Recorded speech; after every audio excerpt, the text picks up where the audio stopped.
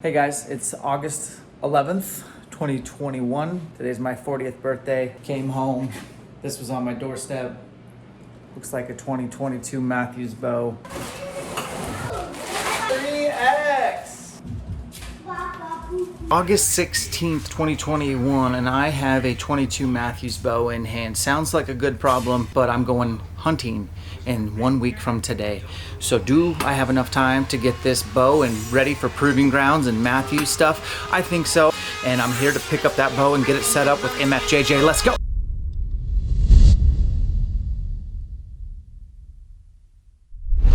What are we doing today? Well, we might just be putting together Dan's new V3X 29, which we don't have a module chart for because I don't know what the draw length peaks at. So we're gonna guess on what module you need on it. So let's go get it. So what draw length do you want this bow at? 27. 27, all right. So we're gonna assume this bow peaks at 30. Oh, so sweet and pretty. That. All right, so let's see here. So if this is 30, what do you want to peak at? You know. A lot. Okay. 30, 29, 28, 27. 85 or 80%? 80. All right. Lucky dog. Last one. I did shoot this, so you know, and it felt really good. That integrated dovetail is really pretty sweet. I don't see a downside to it. There's only one screw instead of two for the other traditional setup. You can still use a regular sight on here, which we're going to because we don't have anything that'll bolt onto that, but Sad. It's a pretty slick little deal. Well, they said that Spot Hog works with it, Excel, but do you have Spot any... Hog works with it? That's what they said. Well, I'm like, we hang on. We'll get to it. We don't have a triple stack. Well, no, I'm curious. See, you can't interrupt me like that. My ADD takes over. Oh, look at that. Hoggy. Well, you can put a hogger in here. See why we don't have a triple stack? That's a bummer. You guys are haters. I wanted a triple stack. Hey, I had it. You can't triple stack a double stack. I had it for like la la la la la. Guys. I had them for like 2 days. Cool. But yeah, they're all gone. Completely the same for 2022 as it was for 2021. No change in the module system. All the modules are the same. All of them work. We're assuming this bow peaks at 30, so we don't have specs yet. All right, so that's what we want there. Let's square this thing up and put a loop on it.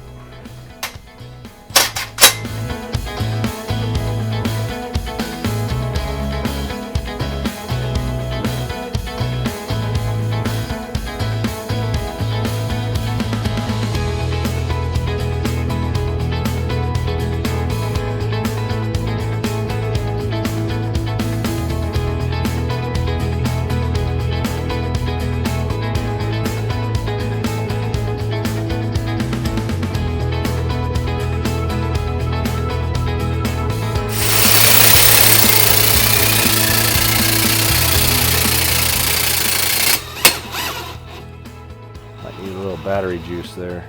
Well, looks like I guess I have. I'm gonna point to the timer. There. Touching. I'm shaking. Touching. Mm-hmm.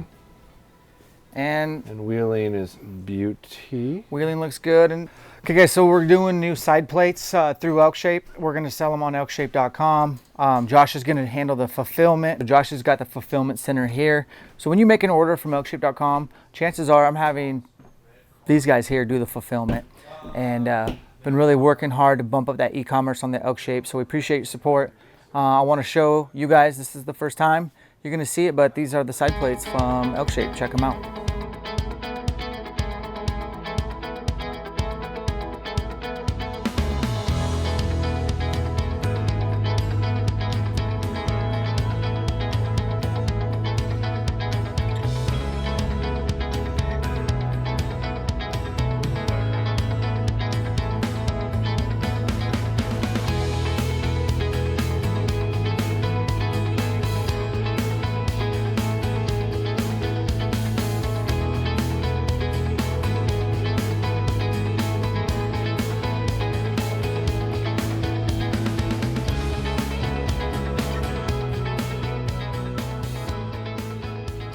However, this is turning a dovetail into a direct mount realistically, because you are eliminating the 3-screw attachment and going to 1 screw because it's through the riser and it's built into the riser. So that just saws all part of that off?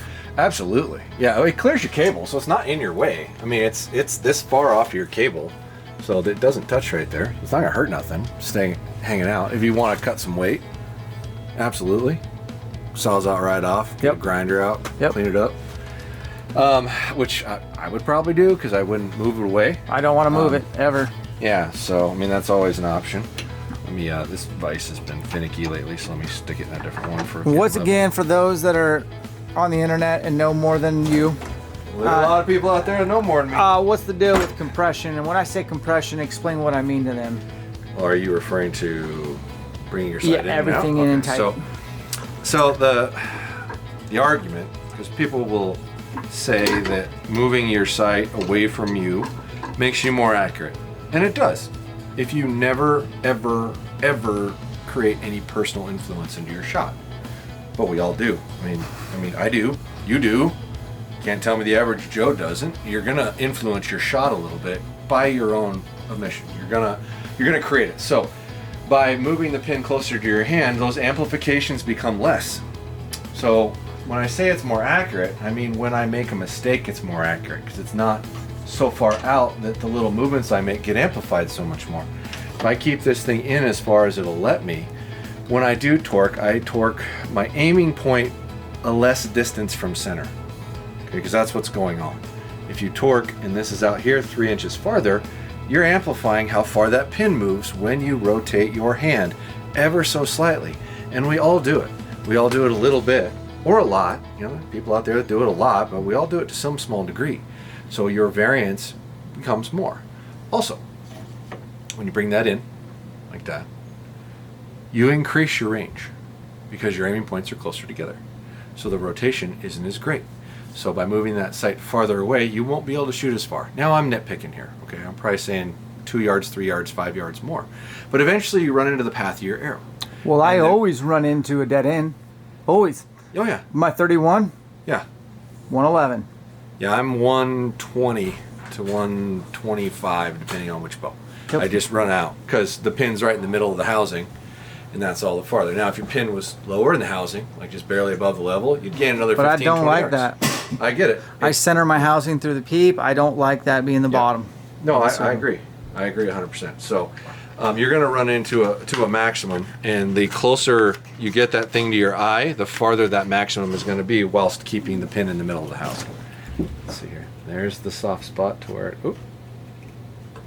Keep moving until you can feel it catch on something so you know you're in the indent. I got a feeling there's going to be a silver Sharpie involved on this deal. Well, that would be smart. I mean, once you've settled on where you want it. Oh, there it is. I can actually see it. So for you, those of you that aren't dumb like me, you can actually see it. Come around to this side. You can actually see it sitting right there. I was screwing it in trying to feel it, and you can see it clear as day because I'm a moron. Yeah, so we're sitting in an indent. Now, it does line up with that. Did you want me to move it out? I can.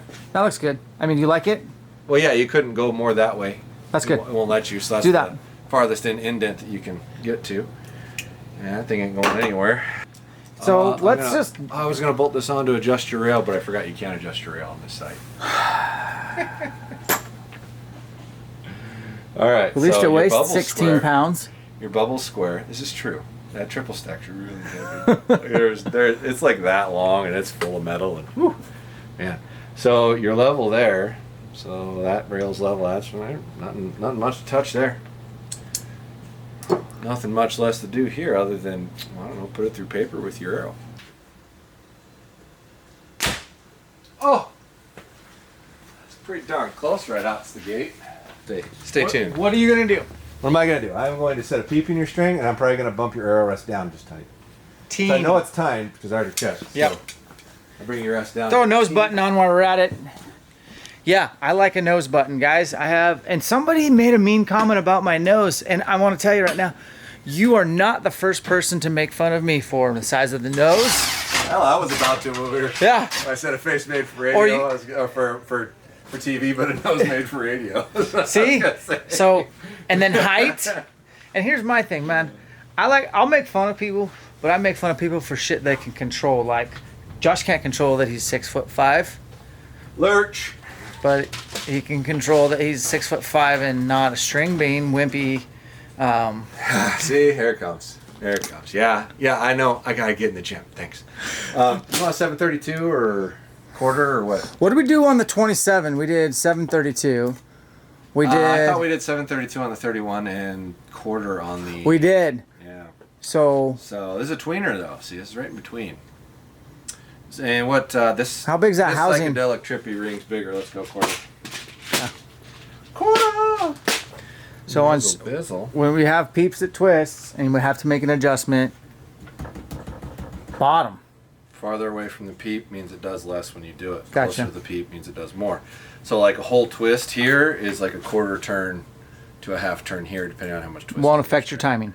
Will not affect your timing on a dual cam style bow or an equal but opposite eccentric. So if this one and this one look exactly the same, changing your string won't change your timing. Now if they don't look the same, changing your string will change your timing, and you need to check that too.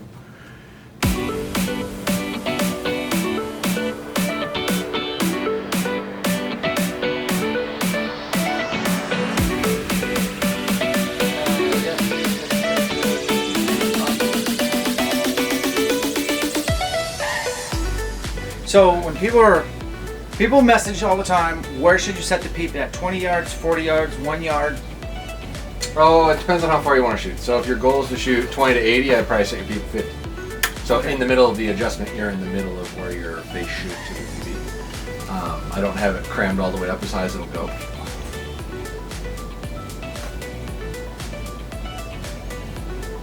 I think we're in the business. And then if we need to change it, we can. Yeah. That's easier to do.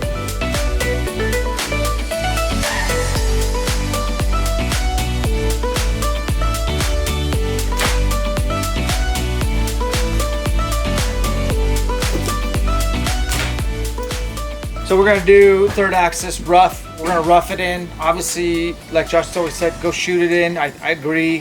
Spot hog, I don't think your third axis adjustment is very fun for me to loosen one and tighten the other and try to remember that.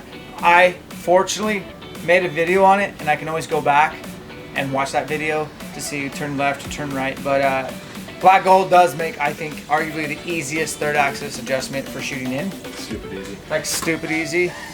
Surprise Spot Hog hasn't done that. And with all the people doing tax, you figured like these companies would like catch on that, hey. There'll be changes made as it goes. I mean. Damn!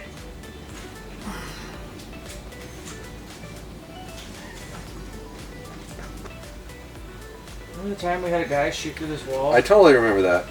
at Elk Shape camp? ElkShape. And I was like, my truck's right there. I'm wondering, I was fully aware of. Well, if it had to hit somebody's, it would be appropriate. It was your camp. Okay. When you're up.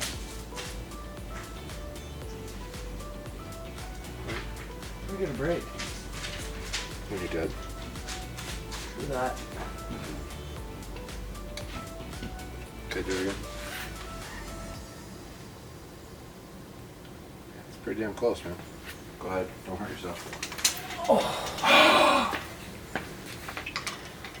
We gotta chrono this thing. It's at 80%. 294. 294.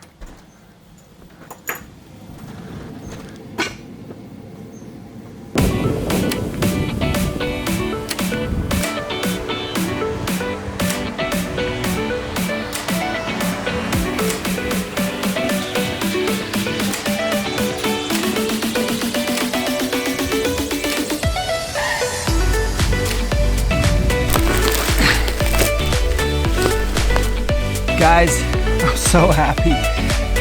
First,